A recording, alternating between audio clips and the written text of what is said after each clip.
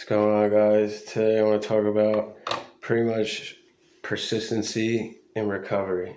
It's kind of just like not giving up, setting a goal, and just keep going forward with it, regardless of how many times you get knocked down on your feet. And pretty much my story, if you watched the videos before, just tons of stuff leading up to me before I really got clean.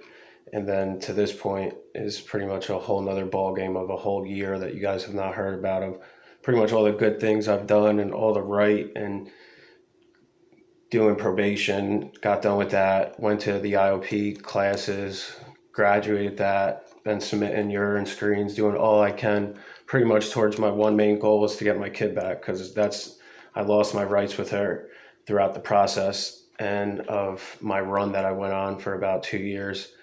And for that year, I've been clean, trying to get her back. All I do is pretty much is trying to get her back. And I just have not succeeded. I've had court date after court date after court date of just not going my way, and it's been really hard for somebody. And I could imagine other people, dads, moms, whoever in this position, that you're in recovery and you've been doing as good as you can, staying clean, and you got nothing to show for it. Every single time you go to court, you're just not getting no contact, nothing more with your kid, and you're doing it all right. You're submitting the urine screens, doing all that you can, and pretty much not getting nothing towards my goal. But I just kept going,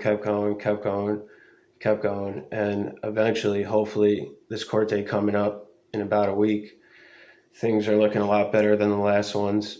I've remained my sobriety. I'm over a year clean.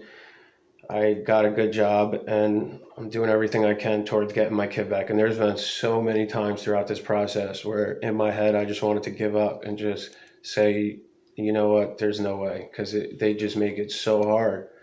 And it's a lot to go through mentally, not being able to see your kid, because the main thing you get back when you stop putting drugs into your body is basically your emotions, your mind. Like, you get all those raw emotions back. You get those feelings back that you masked for so long with drugs, that you pretty much didn't even know were there for a long time. Like, you just didn't care about nobody. You didn't even care about yourself, so then the next thing you know, you get clean and you get all these feelings back and these emotions. And who more would you want to see than your daughter, the person you raised for 7.5 years, your best friend, and you're not allowed to see that person. And people are kind of the main people who have the say in that, are people that know nothing about your situation and all the hard work that you put in to get to this point.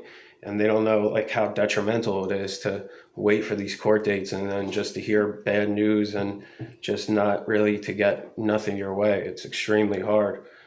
But it's like I said, there's many other people that are going to be in this position when you're getting clean. And sometimes when you get clean, everybody wants to get everything back like that. Like, you just want to, like, oh, you get clean and I want to have the job back. I want to have, a car back. I want to have it all. But it's a process. It takes a really long time. I mean, I'm over a year clean and I haven't got back what means the most to me, which is my daughter.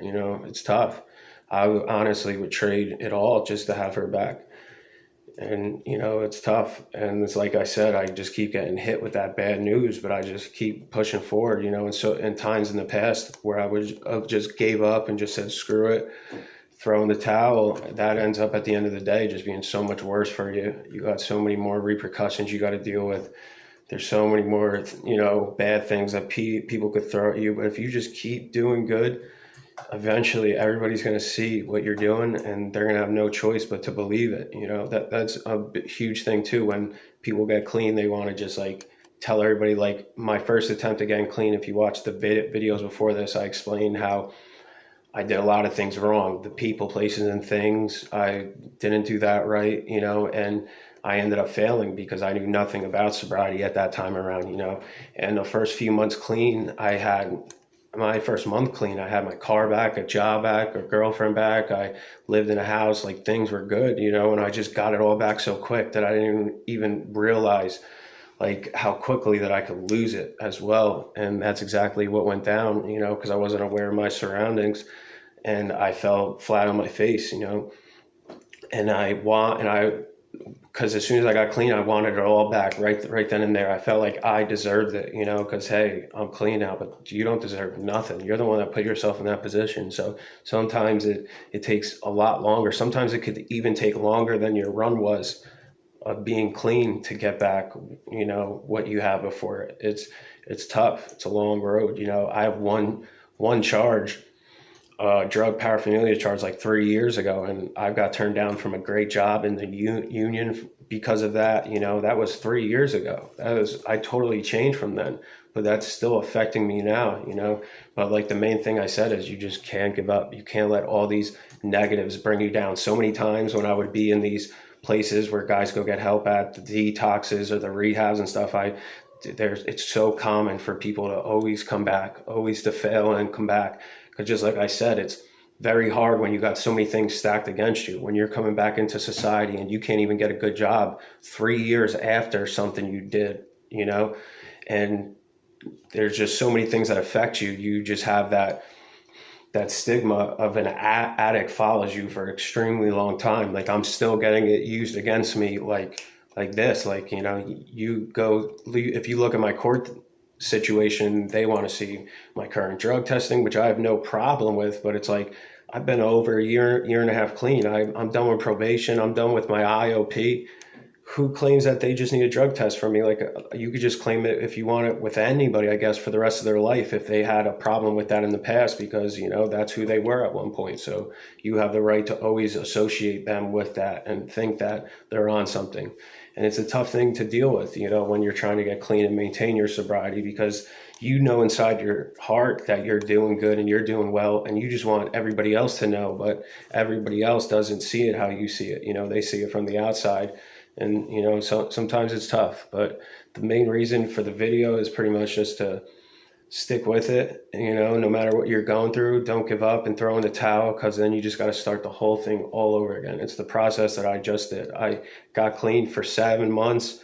I relapsed, and now I'm a year clean. And it took a lot for me to get back to this point again.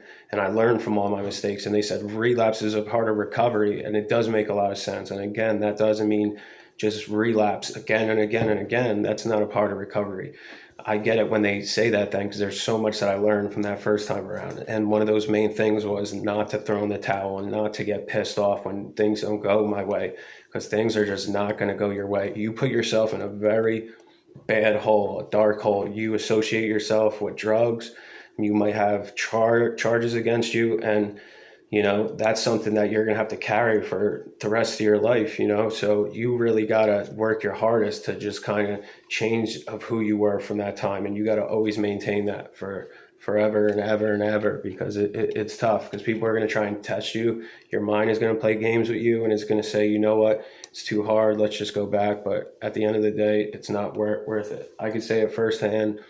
After a year of finally almost getting back what means the most to me, my kid, it is definitely worth it instead of being out in those streets, because the second your mind tells you could have just one, it's it. You'll be forever gone again. You'll lose every single thing you worked for. That's the main thing that I see go wrong, and I hear the story every single time. They go, you know, you start to get things back, things get good, and then you go, hey, you know what? I feel like I deserve one now. I feel like I could handle it this time, but you can't. As soon as you take one is too many, you know? So the main thing is don't ever take that one, and just maintain your sobriety and maintain your positive mindset.